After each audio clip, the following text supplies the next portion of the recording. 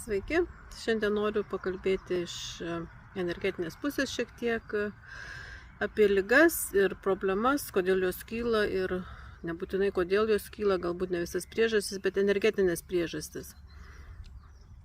Tai viena iš priežasčių gali būti, kad yra pažeista aura. Kai aura yra pažeista, nėra tolygus energijos tekėjimas per jūsų energetinį lauką, yra kažkokios tai energijų nutekėjimai, gali patekti kitos energijos.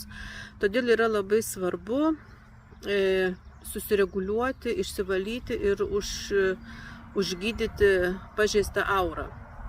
Tai yra ne vienos dienos, ne vienos minutės, ne vienos meditacijos procesas, tai yra kažkoksai tai laiko tarpas, kuriuo metu jūs turite dirbti, lyginti savo aurą, tvarkyti ją, reguliuoti energijos srautus. Metodų galbūt gali būti įvairių, kažkokių taisyklių konkrečių nėra, yra esmė išreikšti intenciją ir skirti visą dėmesį, stebėti, kurioje vietoje yra labiausiai pažeista aura. Meditacijos metu tiesiog matyti, kur yra didžiausi pažeidimai ir greičiausiai ten bus ir jūsų fizinių problemų priežastis.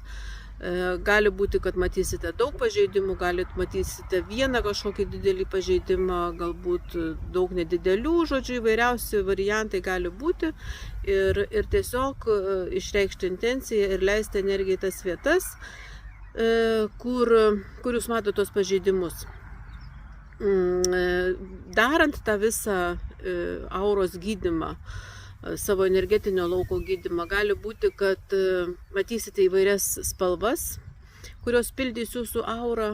Vieną dieną gali būti viena spalva, kitą dieną arba meditacijos metu bus viena spalva, kitos meditacijos bus kita spalva ir tokiu būdu jūs sluoksnis po sluoksnio lyginsit ir tvarkysit savo aurą. Dabar mes padarysim bendrą meditaciją, ji yra skirta tik YouTube klubo nariams, jais tapti gali visi, kurie nori, yra 3 variantai. Tikrai parama nėra didelė ir tikrai nėra kažkoksai tai didelis mokestis, bet man tiesiog tai yra parama man, o kitas dalykas parodymas, kad jums tai yra aktualu.